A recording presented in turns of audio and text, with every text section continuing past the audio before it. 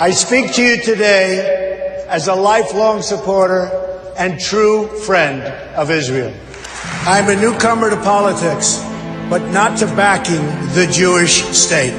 I came here to speak to you about where I stand on the future of American relations with our strategic ally, our unbreakable friendship, and our cultural brother, the only democracy in the Middle East, the State of Israel. My number one priority is to dismantle the disastrous deal with Iran. Iran has already, since the deal is in place, test-fired ballistic missiles 3 times. Painted on those missiles, in both Hebrew and Farsi, were the words, "Israel must be wiped off the face of the earth." You can forget that.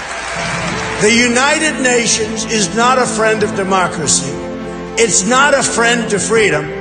It's not a friend even to the United States of America, where, as you know, it has its home.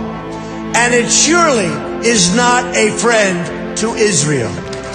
When I'm president, believe me, I will veto any attempt by the UN to impose its will on the Jewish state. It will be vetoed 100%. Israel has been trying to sit down at the negotiating table without preconditions for years. You had Camp David in 2000, where Prime Minister Barak made an incredible offer, maybe even too generous. Arafat rejected it. In 2008, Prime Minister Olmert made an equally generous offer. The Palestinian Authority rejected it also.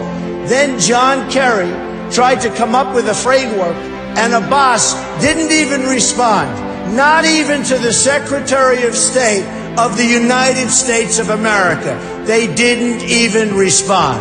When I become president, the days of treating Israel like a second-class citizen will end on day 1. I will meet with Prime Minister Netanyahu immediately. I have known him for many years and will be able to work closely together to help bring stability and peace to Israel and to the entire region. Meanwhile, every single day you have rampant incitement and children being taught to hate Israel and to hate the Jews. It has to stop.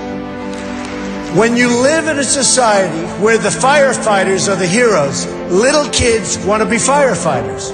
When you live in a society where athletes and movie stars are the heroes, little kids want to be athletes and movie stars.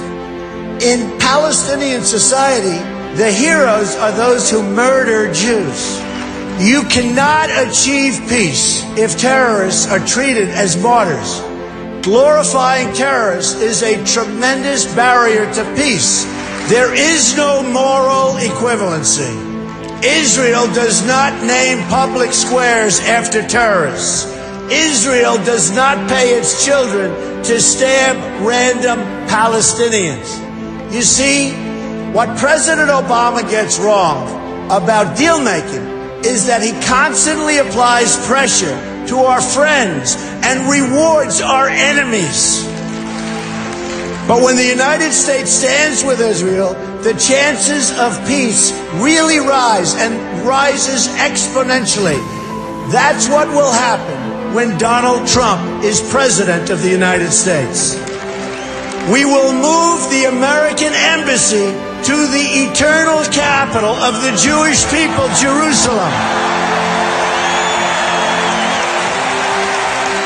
And we will send a clear signal that there is no daylight between America and our most reliable ally, the State of Israel.